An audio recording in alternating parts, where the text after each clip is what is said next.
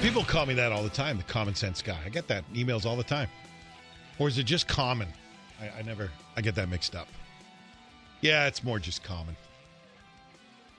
KFI AM 640, Bill Carroll. I am not prejudging this, all right? I'm just saying it's strange to me that there's violence in somebody's home. The mayor of Bell Gardens is shot and killed. His wife doesn't deny doing it. She said she was protecting her son. There was some kind of argument. The son intervened. He's dead. She's questioned. They let her go. I just wonder if they would have been as quick to let go of a man. That's all. I'm just wondering if there's a gender bias there. It's also possible that they have some piece of evidence they haven't told us about that just makes it very obvious that she had no choice to do this.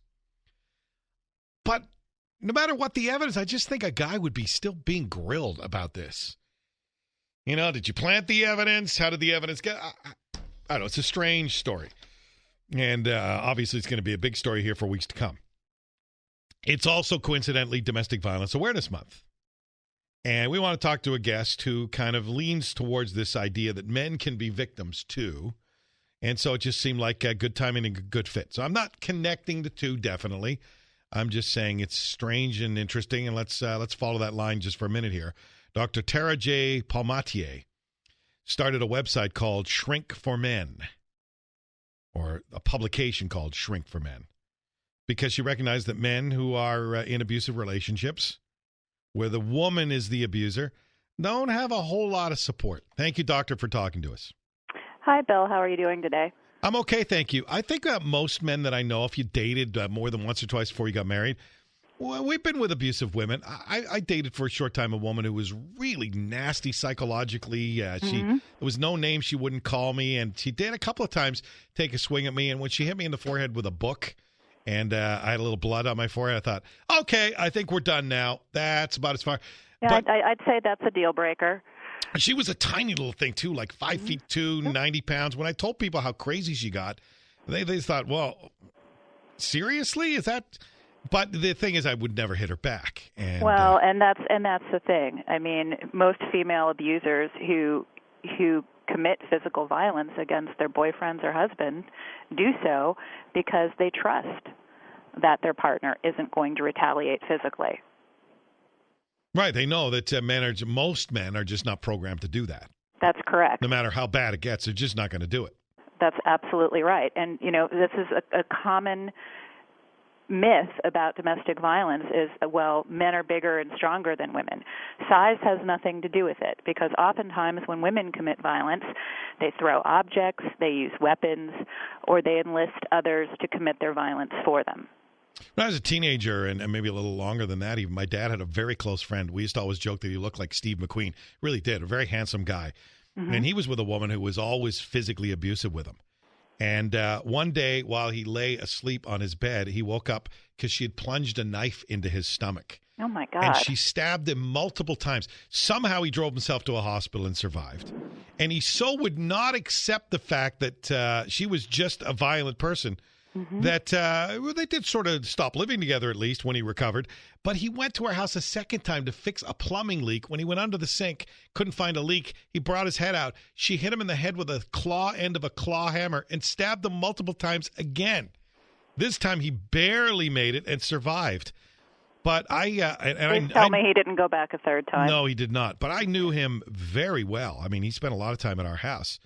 And people just didn't believe that his pretty wife would be capable of that. They just didn't buy it. And he almost died twice. Well, really successful predators have camouflage that makes them seem not so deadly. Meaning the pretty ones we just don't think are scary? I think a lot of people, men and women included, are programmed culturally to make excuses for women's bad behavior, including violence. I think a lot of men and women look at, a petite, gorgeous, attractive female and think, well, how could she be so monstrous? But don't we focus more on men being the perpetrators in that generally it is physically more dangerous? Because that woman I told you about, I knew that in the end she was not going to be able to hurt me unless she had a gun or something. Or a knife or a hammer claw. Yeah, and maybe I was stupid not to fear her more, but I really didn't. I just thought... Well, you should fear her more, and all men should fear women who attack them physically, even if it doesn't technically hurt them, because more often than not, men are the ones who end up getting arrested on domestic violence calls, even if it is the woman who initiated the violence, or if the man just used defensive maneuvers to prevent his girlfriend or wife from assaulting him further by, say, grabbing her wrists. The police will look at that as assault. It doesn't matter if he's bleeding and she doesn't have a mark on her. Well, I want to. We're coming up to news time here. Can you stick around? Because I want to ask you about how we know that the women we're with might be abusive. Sure and I'm thing. not saying men aren't abusers, by the way, by having this discussion. It's just the other side that we never talk about, right? Bill, it's not a gender issue. Both men and women are equally capable of being abusive. And in fact, good research shows that men and women commit domestic violence at nearly equal rates. All right, so we'll be back. We'll talk more about this. Dr. Tara Palmatier is our guest. And the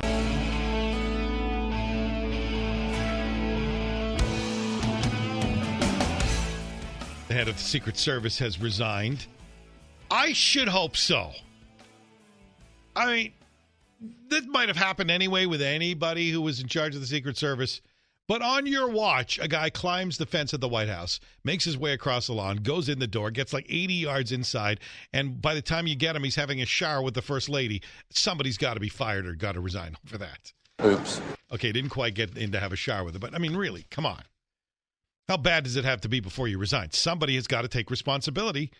And, of course, the White House press secretary is holding a press conference right now talking about how much they appreciate her public service. Yeah, great job.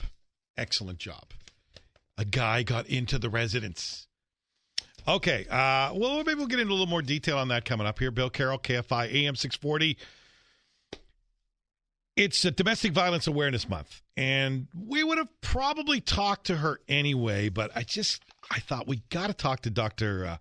Tara Palmatier, who has a website called shrinkformen.com, because she is one of the few women that I've ever heard, maybe she's the only woman I've ever heard, talk about the importance of domestic violence when it's the woman who's the perpetrator. The woman is the one to be feared in the house. And yeah, partly inspired by what happened at Bell Gardens today, because I just found it more than a little strange that when a wife kills a husband in this situation, they're pretty quick to send her home. I just don't think, no matter what the evidence is, they would have been quick to do that with a man. I think there's a bit of a gender bias going on there. And she may be totally innocent. She may have had no choice. Maybe she was defending herself and her son. I don't know. But that's a pretty quick conclusion they've come to. Anyway, let's get the doctor back on the line right now. I don't know if you had any comment on your reaction, because that story's making national news, this mayor of Bell Gardens, isn't it? It is, and I did read it this morning. There isn't enough evidence released yet, but from what I read, he was unarmed, and she shot him not once, but multiple times in the torso. And let's also be clear, the son is not a child. He's a 19-year-old adult. Mm-hmm. So, you know, I don't buy into the mother bear protecting her young cub. The kid is a grown adult. And the fact that he was unarmed and she shot him not once, but multiple times seems a bit extreme. I'm getting a feeling you're a little bit suspicious, too, about the fact that they questioned her and released her so quickly, and it might not have been the same if the man had been the survivor in this case. I don't believe that, not for a second. I think the man would still be held. I mean, there is a known, you can look this up, it's public knowledge. There is a pretty big criminal sentencing disparity between men and women who commit similar crimes. Women are often given a pass for violent crimes and sexual assault crimes, particularly against their 14-year-old students. And so, yes, I do find it suspicious. Again, I don't want to make any summary judgment because the full story hasn't come out, but shooting an unarmed man multiple times doesn't seem like self-defense. That seems like rage-induced frenzy. Well, they better have some piece of evidence I haven't heard yet to make me change. Well, my prediction is going to be mom is scared and was a domestic violence victim, and son was protecting her, and that's why she had to kill him, even though this guy doesn't appear to have any kind of criminal record or history of violence. Right. Maybe he had a weapon. Well, that was Jodi Arias' defense, right? Yeah. Travis was a monster. That's why she slit his throat and shot and stabbed him multiple times. Again, unarmed when he was naked taking a shower. Okay, let's use the few minutes we have left here to talk about other people's relationships. We've done so many interviews, and everybody else has, about the early warning signs of abusive men. How do you know that the woman you've just met might be abusive? Sure. There are similarities. Is she controlling, possessive? Does she have unpredictable outbursts of anger? Does she swing from loving you to hating you, oftentimes within the same hour? Does she keep tabs on you? Does she want to look at your phone, your email? Does she throw tantrums when you tell her no or she doesn't get her way? Does she gaslight you, meaning does she deny hurtful or straight-up abusive things that she's done or said? Does she accuse you of doing things that she's actually guilty of doing? That's something called projection. Does she try to isolate you from your friends and family and people who care about you, who might tell you, hey, the way your girlfriend is treating you isn't okay. What are you doing? You got to get away from her. Sounds a lot like the same warning signals that we see in men who are abusive. They don't sound a whole lot different. You know, to me, though, the problem is if you're a man and you stay around too long in that relationship, sooner or later, defending yourself physically, you're going to get an elbow up and she's going to get a black eye and you're going to jail. Well, that's right. I mean, look what happened in the Ray Rice situation. His wife initiated the assault, and he's the one who's been publicly vilified. When she came out and said, look, it was mutual combat. I'm not saying that men should hit women with impunity, even if they're assaulted first, but I do think they have a right to defend themselves with proportionate force. Yeah, but that wasn't proportionate. Most men would have grabbed her arms or held her at bay. He just cold-cocked her like he's a heavyweight fighter.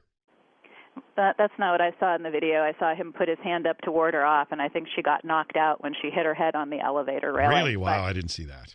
But that's separate topic. Back to the warning signs. Yes, actually, their research shows that when there is mutual violence in a relationship, more often than not, the woman initiates it, and then she ends up getting hurt because the man either has had enough and he snaps and pushes back, or, as I said, in a defensive maneuver, the woman will get hurt. Why do men stay in those relationships? We always ask the same about women. Why do men stay? A variety of reasons, again, similar to the reasons why women stay. Oftentimes, these guys grew up in homes where mom or dad was abusive, and in some way that kind of behavior from women seems normal to them or just the way women are, so you have to deal with it. Other times, the relationship doesn't start off that way, and it's only until after a bond has been formed or the man has the misfortune to legally bind himself to the woman through marriage or sharing a child that he feels trapped. Because let's face it, family courts aren't exactly fair to men either. Well, here's the other thing that I think makes it really tough for men. If your sister or your mother or someone, a woman you love, comes to you and says, I'm with this guy and he's abusing me, there's no shortage of people who will believe you and be sympathetic and Absolutely, talk you through it, and they'll tell you out. Right. But guys don't want to admit it. You don't want to say, "Hey, this woman I'm with is she's scaring me, man. She's crazy." And she's even worse. When guys do finally admit it, people say, "But she's 5'2". She's 100 pounds, so she's so sweet to everyone else." You know, they're not believed even when they do admit it. Not even by the police. They get ridiculed, or even worse, when they do go to a therapist for help, and I've worked with a number of men who've had these experiences with past therapists where the therapist will then say, well, you must be doing something to her to make her treat you like that. Wow. What I found in the relationship... encourages the men that, well, you just need to be more sensitive to her feelings. It sounds like she had a rough childhood. When you know darn well if a woman showed up describing the same behaviors from her boyfriend or husband, the therapist wouldn't be worrying about whatever childhood traumas he suffered and instructing her on how to better be able to tolerate the abuse. So there are double standards all over the place in the criminal justice system. You cut out there, sorry. A lot of men and women who are abusive are also masters at knowing which buttons to push. They know your weaknesses. They know how to bring your self-esteem down. And when men leave these relationships, again, because men, we're just not good at sitting down with our buddies and going, yeah, we could talk about the NFL tonight, but instead I want to tell you about how my self-esteem has been diminished with that last relationship. So where do these guys go to feel better about themselves again so they don't get into another bad relationship?